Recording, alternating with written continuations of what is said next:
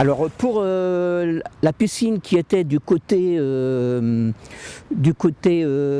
le viaduc, j'ai des souvenirs. C'est mon arrière-grand-père qui est adjudicateur de cette piscine.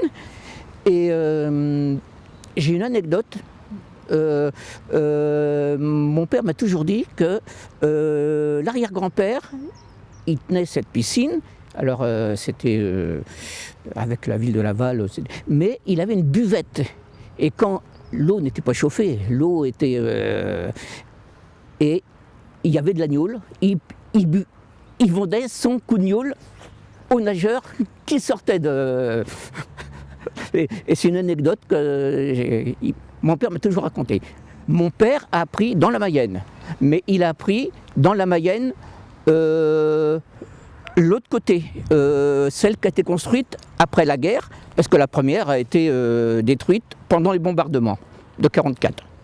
Le chantier Chaussy-Vert est assez facile à repérer. C'était une entreprise de construction de bateaux et de location également.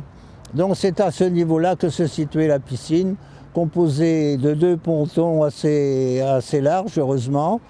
Mais il n'y avait pas de bassin, bien sûr. On se baignait directement dans l'eau de la Mayenne. Une eau d'ailleurs qui n'était pas polluée du tout à l'époque, ce qui n'est plus le cas malheureusement actuellement.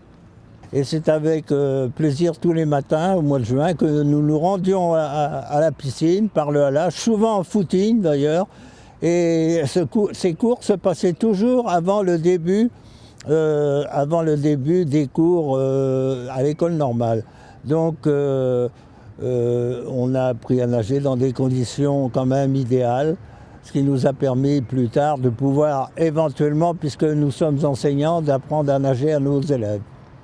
On venait nous chercher au dortoir et il fallait qu'on soit revenu pour les cours et le petit déjeuner auparavant, donc c'était vite fait, bien fait. L'eau était froide, relativement froide, mais